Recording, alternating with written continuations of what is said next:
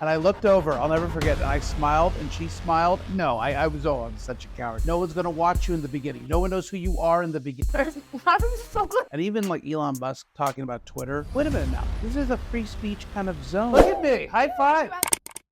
This is Anything and Everything, a space for creators, talent, and entertainers such as comedians, actors, models, musicians, and creatives who bring production to life. A place to be seen, to be heard, to share their stories and advice with the world, and a place to be celebrated. Care more than others think is wise. Expect more than others think is possible. Trust me, you are not going to want to miss this. Be sure to tune in to the YouTube channel every Friday. See you guys then. I find it very important that as part of my job, I spend hours doing this, is engaging with people and responding to comments, or even just reaching out and commenting on people's things. So that way, if my comment's there and people are going through the comments, they will click on the page, want to see about it, and then they might like. So any possible way to grow or to plant a seed somewhere, since a lot of our job is the audience, the viewers, the people coming in and watching. Those are the ones we want to return and we want to make happy, and we have to keep engaging in, because that's what's either numbers sometimes are very important as far as money, monetarily. I don't know, as far as ticket sales, if that's very important for commission, or even online, like every 1,000, like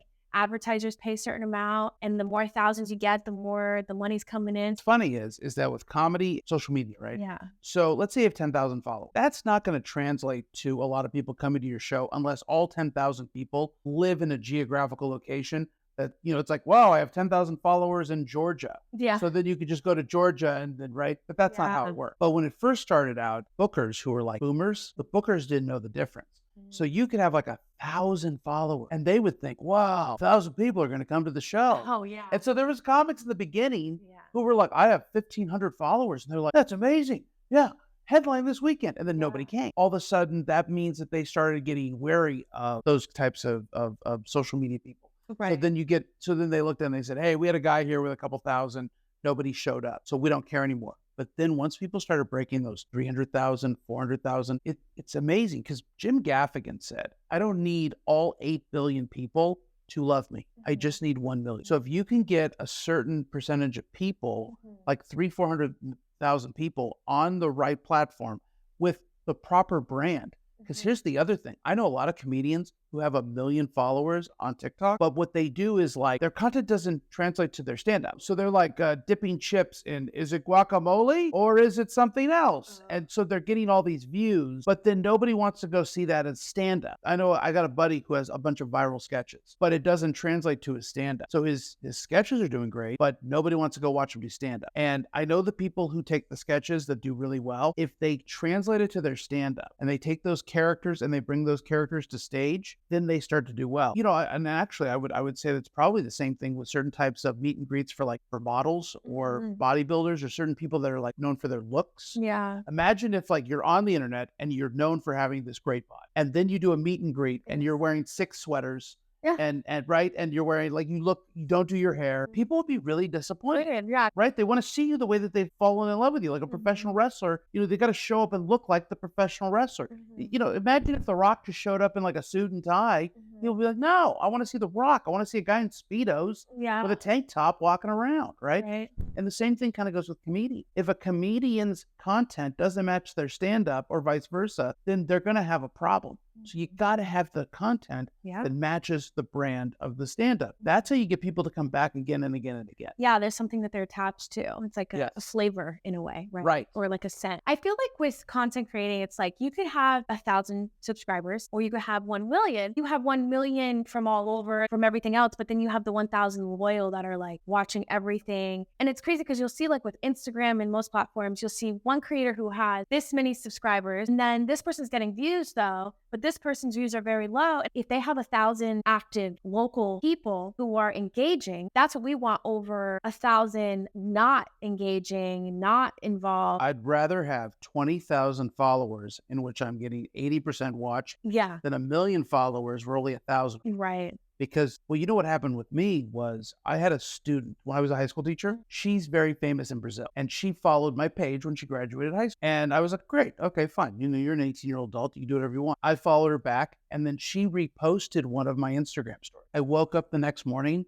with 4,000 new followers because she had like a 90,000 followers. Yeah. But then what happened was over time, I just saw this decrease in my followers because I think people just woke up and they're like, what? Yeah. Why was I following this guy? Yeah. Because I got a bump from someone who had 100,000 followers. So yes, at one point I had like, I don't know, it was like 14,000 followers and it's reduced itself, but they all left, but they all followed me, but they didn't speak English. They're all from Brazil. Yeah. Like I saw the actual like analytics where it said people from Brazil are your number one audience. But I'm doing everything in English about being like a single white dude. Eventually they're like, why am I following this? Yeah. They don't remember why. Yeah, they remember you following. But the student told them to follow me, right? So how you sustain that is also just as important, right? Like I don't want to wake up ever again. It's depressing. Yeah. Can I just say that? Like it almost feels like, especially when your job and your money relies on numbers in your audience. So when you feel like you have regressed from the growth, it feels like, what am I doing wrong? And how can I compensate to fix that? I don't know if you remember or not, but remember when Instagram had it so that you could only do the swipe up with the link if you had 10,000 followers or more? Oh, yeah.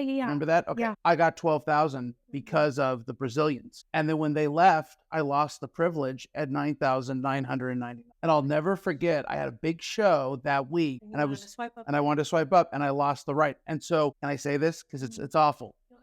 I created a burner account to follow me. Yeah. Oh, to go back to 10,000. Hey, on it. Okay. Yeah. So now what I've done is I did that and then I put the link up and then it stayed, but then it all went down eventually. Yeah. The platforms still don't know what to do with the bots. They still don't know what to do. And even like Elon Musk talking about Twitter, going like, I'm going to make everyone pay. This way you'll have no bot. You know what? People will still pay $5 for their bot because they get to be a jerk or they get to like run their own tests. I do think that that's not going to stop anything in the long run, but that is a problem. When you go, oh crap, I have 40,000 followers, I have 10,000 followers, whatever, and you're getting the views of someone who has like 700 followers because it's not real, right? You get a fake push or something. Have you ever had anyone buy you followers before? Me? Yeah. No. No, like as a cruel prank? No.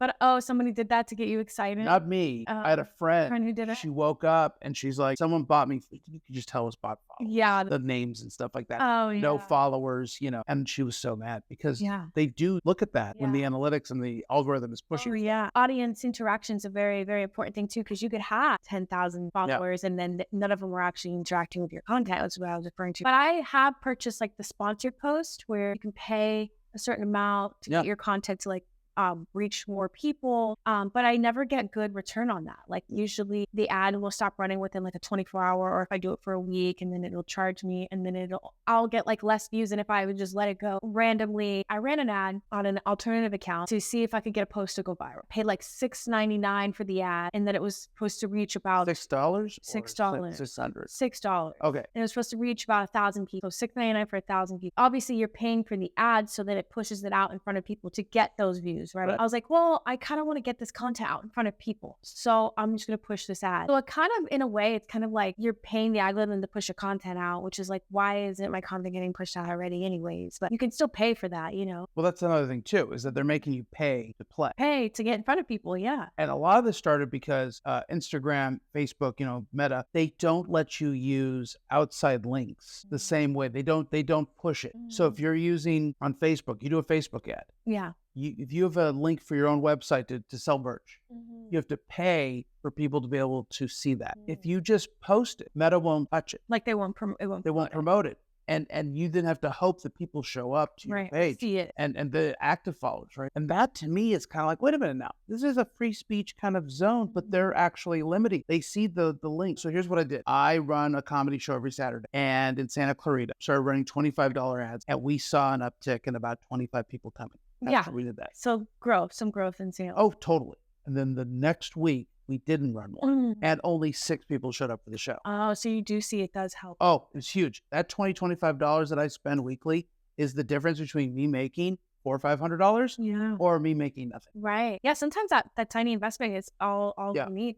That's why I was like, maybe I'll put in a couple bucks here and there to promote the content. And if it's good content, then hopefully it'll take off, right? That's the goal, is for it to take off. And I think a lot of TikTokers have paid for those tiny sponsorships, and that's how their song goes viral. Well, you know what's interesting about the Facebook ads and the Instagram? Yeah. Is that it needs to be a page that already has followers. So if you have like, let's say 5,000 followers and you're running that page, don't run it out to anyone. Run it to your own followers, because your followers are probably not always seeing your content. Right. So you want them to get engaged. Right.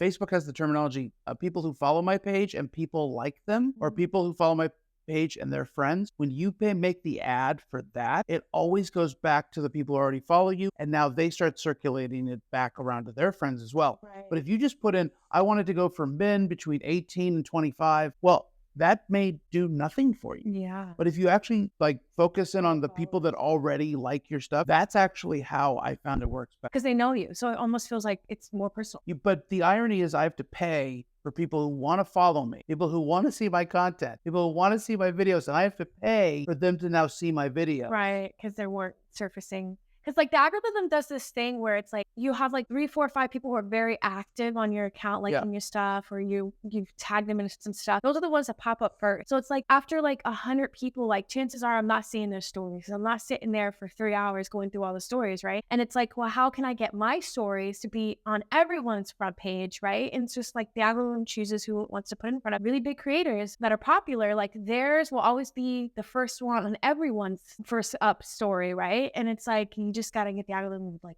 favor you. Well, that's also because Instagram's saying these are the people that are keeping people on Instagram. Yeah. We were talking earlier about like the creator fund really screwing us over Oh yeah. and like getting rid of all that. And the problem is that when I have people who refuse, when Instagram refuses push my content and then takes away my monetization, all I'm doing now is just giving them free content. Yeah, pretty much. Right? We're just giving them free stuff. And Instagram is going to be able to go back and say, look, we had 2 billion videos posted today. Well, I didn't make any money off, and I was making. So there is a kind of bait and switch that's happening. And I do feel like, and I'm sure you feel like this too, kind of like rats in a maze. Zuckerberg is looking at us going, well, what do we do if we put the cheese over there? And what do they do if we put the cheese over there? What do we do if we just block them, right? Let's see how they respond. Right. I mean, I guess there's a part of me that wants to get off the grid and go live in a cabin in the woods and never worry about this again. Right? Just take me, get married, have a bunch of kids. We can all just chop wood together. But instead, we're making content. It's a different generation we live in now. I will always use social media because it's the biggest and easiest way to reach amount of people. And I'm always trying to touch and reach people with stories or like motivation or like, I want to make a difference in my community and in the world. And at some point, I think the only way to really reach, if I'm not traveling around, I'm doing it digitally. And I think that that's the biggest reach we have, the easiest way to do the biggest reach with the resources. And the other thing though, too, and about reach, because I was a teacher for many years, so I do know this. Let's say your wildest dreams don't come true. I hope they do. But if they didn't, you don't know who you influenced, who will then become the next big thing. The next big thing, yeah. Does that make sense? And that's something that a lot of people don't realize is the ripple effect, the butterfly effect. All of these things are happening all the time. There's a girl who is watching one of your Machine Gun Kelly videos and going, I want to do that for, and you need the band. Right? Goo Goo Dolls. Doesn't matter. They're just like, I want to do that. And then they blow up. But it's because you did your video. Yeah. And so the residuals, the ripple effect, we may never know them, but on some level you will. Yeah. I think you will. At some level you're going to go, that looks familiar. And that's something that I have to remind myself. I've inspired a lot of people to do comedy and become comedians, and through the school. And they were successful. And now they have 1 million followers on TikTok. Now they're doing this professionally for a living. I have a wonderful career. Very lucky. I have to agree and relate to exactly what you're saying, because I was just getting into YouTube and Olivia Rodrigo dropped Driver's License. And I hadn't made a reaction to it yet, but the song really touched me. And I was in an Uber with a friend and I had a few drinks. I showed her the song and I explained that I was doing the YouTube thing because it was like the pandemic time. And so I was like, yeah, like I'm making YouTube videos and I'm going to actually, right as soon as I got out of the car with her, like the next day I made the reaction for it. And the emotions were still so fresh. I made a great video. That video went viral. The night before I was in the car with her talking about, I'm going to go make a reaction to this video because people love reaction videos. Yeah. I saw a girl do a reaction video and I was like, wow, that was really funny. She was so funny. She has comedic personality, made me laugh. I want to do this. So I did it. And then I was in that Uber with this girl showing her that this is a few reaction videos that I've already done. Several weeks, months later, she started a YouTube channel. So then they moved in together and she went full-time YouTube. Like she started doing gaming and he was helping her out because he had an idea already, because I think he was doing content as well and was pretty successful. So he kind of helped her out on doing some like character things with like outfits, and she started doing movie reviews. She was doing the whole thing. This girl was so consistent and her channel took off way more than my channel. Like I haven't been as consistent. Clearly, life gets in the way. Help her along the way, and she had the time and she did it. And I love that because I was like, it refers me back to that Uber moment. Might have put that thought or that seed there. And I'm not saying that that was the reason she started, but she may have seen many people doing it, met this guy, he said, you should do it. And she did it. And I was like, hey, like, I love this for you. And I think it was wonderful to be able to see that ripple effect, like you were referring to. Yeah. But that's all of life, isn't it? Like, Yeah. you know, you don't know who you're affecting at work. You don't know who you're affecting at church. You don't know who you're affecting anywhere. And then one day somebody comes up to you and says, oh, this really, like, you don't realize that this really affected. The guy who wrote Moby Dick, Herman Melville, he died penniless, and he died so penniless that they couldn't even spell his full name on his tombstone. And he went on to become one of the most popular writers who inspired all the other writers. And Moby Dick, everyone's heard of that book. So you don't know what your effect's going to be. Right. I mean, Van Gogh, the artist. Yeah. Vincent Van Gogh. There's a movie that they made about his life. And one of the best quotes he ever said was, what if my art wasn't made for this generation, but for a future, which it was. He died penniless. He died in a mental institution, like surrounded by priests and nuns who were taking care of him. And now all of his work goes for $50 million. So, you know, there is the possibility that one day my drive will become this like, oh, the Paul Mumjin was the comedian of his generation. Like I wasn't, but who knows what will happen with that content down the road because it's there forever. Right. Like that's the other I thing. was going to say, especially with online. Oh, yeah. I mean, there's YouTube videos that were up 15, 16, 17, 18 years ago. I think that's right, kind of where it started. Yeah. And all of a sudden, I mean, people go back, they got millions of views. They didn't have millions. And now it's a famous video. So yeah, there's always a possibility. I agree. You never know. Okay, we're going to play another game. All right. I sat next to her one time at a movie. Did you? I went and saw The Way Back. It was a special screening for the director and the writers and all that. And I look over next to me. And so this was about 10 years ago. So 32-year-old Paul is sitting next to Kirsten Dunst. And at the time, you want to know what I did? What? She's married now to Jesse Plemons, who looks kind of like me. So that really upset me. Okay. Like all of a sudden I'm like, wait, I had a shot. Okay. Now I'm not famous, but he wasn't either at the time. I started Googling on my phone, who is Kirsten Dunst dating to see if she was single. And it said she was single. And I thought to myself, all right, we're going to make our move, Paul. We're going to do it. And I looked over, I'll never forget. And I smiled and she smiled. And then I just, oh no, we're not going to ruin this. Like I was like, no, I was such a coward. Oh, so, don't you just hate that? Oh. Well, that happened to me with Matt Wright. So I was in Long Beach with some friends from work, and I don't ever go to Long Beach, and I also don't really like For safety reasons. Yeah, well, yeah, that, and also I just don't like. I guess it's just a strip of like really like tiny college bars or whatever, and I'm not really into that. But I went with my friends who are a lot like most of them were a lot younger, and we go into this one bar. Half of the people leave because it's late. Yeah, like I don't have my ID or whatever. So we go in, and it's just like I'm with the girls. So it's like I see this guy, and I'm like I don't even know who he is, right? I'm just like, okay, he's pretty good looking, right? And so my friend who I was with, I was just like, you know, we were like scouting the room. One of the girls I was with like her man. And then the other girl, I don't even know what her relationship status is, but she's not interested, right? So they're trying to like wing for me. And so they turn around, they tap on this guy's shoulder, and he looks, and you know, he's like, I refrained because I don't really chase. And I was like, well, if he was interested, like he'll come over or whatever. I was trying to get him to notice me. But the girls were like, no, like we gotta like tap on him. And I was like, I'm not trying to be too like aggressive. Hunters and gatherers. Yeah, right, exactly. He's a girlfriend, like probably not interested. That's why he probably didn't make any more of a move. I think he has a girlfriend. He's been talking about it. Yeah, he's a girlfriend. We're always in 7th grade, aren't we? Yeah, right. We're always in 7th grade. I was like, why was I being so weird? Like, why did I have to be like that? Why couldn't You were I just Long be like, Beach. hey, how are you? Like, If you were in Orange County, it would have been a whole different. right? I would have been like, hey, what's your name? Oh, Matt, Yeah. right? Sometimes, like in the moment, I refrain. It happened with Machine Gun Kelly. It always happens to me with my celebrity crushes. Just kidding. Okay. It's called Who Are They? I'm Okay. going to show you a couple different people, pictures. You have to guess who they are. Okay. There's no time limit. You know, if you don't Are know these their- creators or These just are- random? just people that are comedians, YouTubers that you might know, and just really popular celebrities and influencers. Oh, people God. that you should know. Your audience is going to think I'm a boomer You at the end should of this. know. Okay. You never know. All right. You never know. You Let's never see. know. Chances are, you know. I'm going to be all. positive. I think you're going to do pretty good. Okay. I think you're going to do pretty good. Okay, here's the first one. No idea. No idea. Jake Paul. Oh, it's Harry Potter. Yeah. Daniel Radcliffe. That is, I have no idea. Mr. Beast. That's Mr. Beast. Yeah. That's Jim Carrey. Yeah. See, I'm so old. You forget how old I am sometimes. That's one of the Logans, isn't it? That's a Logan Paul. Logan Paul, yeah. The other one was Jake Paul. Right. Is that Chalamet? Timothy Chalamet? No, is that Machine Gun Kelly? He looks different in that. Yeah, I know. He looks a little bit, doesn't he look a little bit like... Yeah, not say it, yeah. Yeah, they just got to get that kid stretch out his ankles to play him in a movie. Yeah. Okay. That's Jenna Marbles. Yeah. Yeah, yeah. That's it. Oh, that's it. I didn't do that bad.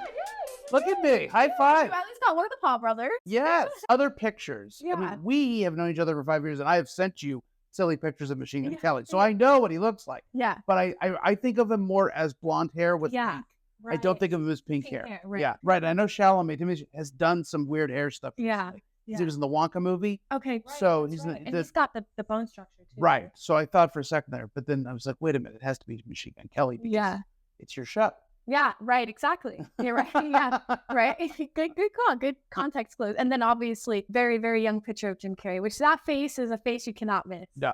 Oh, I love it all buttoned up. Looks like an 80s sitcom star, right? He looks like he could have been like playing a bosom buddies at Tom Hanks show back in the 80s. I mean, he looked classic Yeah. comedian there. You don't forget a face, No. no matter how old they are. This is the difference between you and me, is that I would have like weird historical figures that nobody would get. Yeah. And I would just be, it would be the most passive aggressive, like I know history and you don't, Yeah. right? Whereas you are actually doing something that people at home can play as well. I would have John Quincy Adams and you'd be like, who the hell? Right. I think that the goal of this game in general is just because when I pop them up on the screen, Yeah. and you're not sure who they are, the people in the audience are like, that's blah blah blah. How do you Right. not know that? Because majority of people may know. I knew one of the Pauls. That's, yeah. And that's usually how it is. Most people they favor one or the other because they're just familiar with that content more than the other one's content. A lot of times they'll pair them together and be like the Paul brothers, one of the Paul brothers, or they just get them mixed up, so they'll just call each other. Oh, I couldn't tell you that. Like, I only guessed because I knew the other one and then that triggered that one. Yeah. But I couldn't tell you in real Yeah. life. I bet if I saw them in real life, Yeah. I'd be like, yeah. I feel like if you're not familiar with the content, you won't. But if you're somebody who's very familiar, then you Yeah. know the difference between the two of them like right away. Well, which one's the fighter? Well, they're both into fighting, but one does boxing and one does MMA. Right, MMA guy. He's been killing it, Yeah, hasn't Logan he? Paul. Yes. Logan. Yeah. He's beating some names. Yeah, that's what Yeah. I heard. Yeah, he had a champion belt or something he was Yeah. showing off. I love when they like branch out and to do different things and use their audience to promote other brands or to engage in other activities that bring audience, like intertwine audiences into different. They started on like social media and then they're bringing large social media people into the boxing. Well, they were world. Vine kids, weren't they? Yeah. Yeah. Yeah. In fact, I have a friend who was in one, I think it might have been Logan Paul's video. He was in a Vine. His ex-girlfriend shows me the Vine. This is how I figured out who these guys were originally. Yeah. She goes, my ex-boyfriend just found out he's in a Vine with Logan Paul. And I didn't know what that meant. And then she showed it to me. And he's just like, they thought he was a girl because he had long hair. And then he turned around. Oh, and he it's had like a beard. Yeah. funny stuff in 6 seconds, right? Oh, yeah. Crazy. Yeah. Have you played Fruit by the Foot challenge? I have not. Okay, well, you're playing for the first time today. Okay. Basically, So I open it up now. Yep, open it up, and then you're gonna unravel it all the way with no hands. On the count of 3, whoever eats it all with no hands first wins.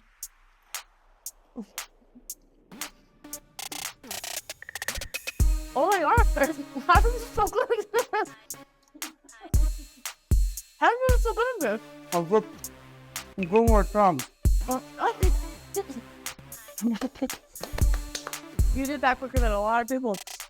How does it taste? Cheers. Do you normally win? No. And sometimes I get too excited where I'm laughing or I'm talking that I'm not paying attention. And usually my guest is like going in at it and I'm getting distracted. And I like to chew it as I put it in my mouth. So I always end up dropping it kind of like you did. For me, to be perfectly honest, all I did was I just used my tongue to push it up. Right. That's the trick. Okay. Well, originally when you said, I was like, oh, I'm going to embarrass myself in front of all these people. It's going to be hideous. It's just going to be dangling the entire time. Like, it's just like, Paul, okay, we're done now. You know, you just like turn the light off. Yeah. Like it's over, Paul. So what do I win? What do I win? It's the long form version that I put on YouTube. So when I upload that video, that's the video that has to have 100 likes and 5,000. Okay, 100 likes on one of the platforms or the consolation prize. Right. Yeah. Participation trophy. Pretty much. Do you have any advice for content creators or any comedians who want to get into the space or are in the space and need like some advice to get up and going? Or So 2 pieces of advice. One is more like practical and the other is more philosophical. The practical is this: just keep putting stuff up. It's discouraging. No one's going to watch you in the beginning. No one knows who you are in the beginning. It may take years, but if you do make it, what'll happen is, you brought up Matt Rife. He ended up having a video that went viral. Then everyone went back and watched all the non-viral videos. Yeah. And then they all went viral. And now he has a Netflix special. Yeah. Okay. And all within 2 years. Yeah. Like, he was going to quit. Yeah. His friend begged him to post something. Yeah. Okay. So just keep posting. The second thing is, and this is where I'm more philosophical, your success in whatever you want to call this, content industry, Hollywood, whatever. Entertainment. Yeah. Entertainment does not define you. And so therefore, what you choose to do is your journey. And if you choose to post for fun and that's all you're going to do, then that's okay. And if you only get 500 followers, that's okay. It doesn't make you any more or less than anyone else. And you have to remember that. Because if you look at your life based on how many people are following you, it doesn't work. Okay? The person who has the most followers is Jesus. Okay? But when he was on earth, he had 12 and one betrayed him. You can't look at the world as followers versus non-followers, viral versus non-viral. It's goals. If you want to make it your career, make it your career. But I've seen too many people, especially comedians, where they get depressed because they don't have a viral clip. They're not getting the money they think they should get. And I keep telling them, that's not what we were put on earth for. We were put on earth to make the world a better place.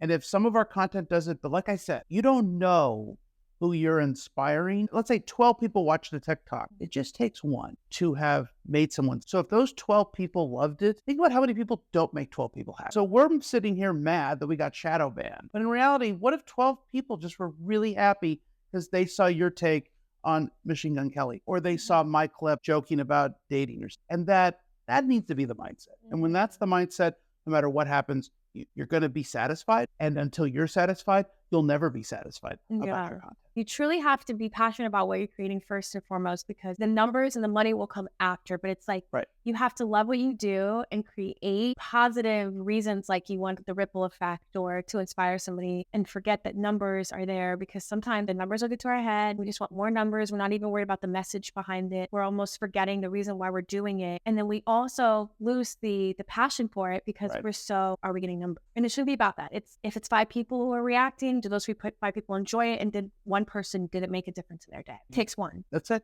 Just one person can change the world. It's true. Yeah, that's true. Well, thank you. Thank you for having me on. Yeah, thank you for This is so much fun. I can't believe I knew all those famous people. I told you would. I can't believe I beat you in a tongue competition with the... You did good today. I did really good You today. held it down. I did. And I drove, 2 hours to get here. I'm very grateful that people take the time to come all the way down because they don't live in LA and to be a part of this. And it means a lot to me. So it makes me even more happier and more excited to put the project out. So that's why every day when I'm not doing anything else and people are inviting me here and there, why aren't you hanging out? Where you been? Or why are you so recluse or whatever? I'm like, because I've been working on this project and I want to get it done and I'm very passionate about it. And I have a lot of people involved and a lot of people who are excited about it too. So it's like, now it's go time. It's like, get it done, get it out. There's a lot of editing, but I'm working on it. Because it's like, I was having trouble making reaction videos that were 5 minutes long. It's like, now I'm doing 2-hour long podcasts. It's a lot. I threw myself in the deep end, but I feel like sometimes that's what it takes. So there's definitely a visual aspect to it. And I like to call it a pod show because it's not quite a podcast, because you can, I could put it on streaming services, which may be down the line, but I want it to be a show for YouTube that people watch. That's why I have the aesthetic, so I'm like, when people watch, I want them to feel like they're in the living room too. And they're having this conversation with, and benefiting from the conversation. But I really appreciate you taking the time to be here and to share your knowledge about comedy. And I know there's a lot of people in the space who are watching this who, speaking from someone with so much experience, hearing the advice, I think they could take it and it would be very beneficial to some people watching. Well, thank you guys so much for tuning in. Go ahead and give this video a like and hit the subscribe button. Turn on those post notifications. Paul's here. We're signing out and it's a wrap. Thank you guys for tuning in. Yay. Until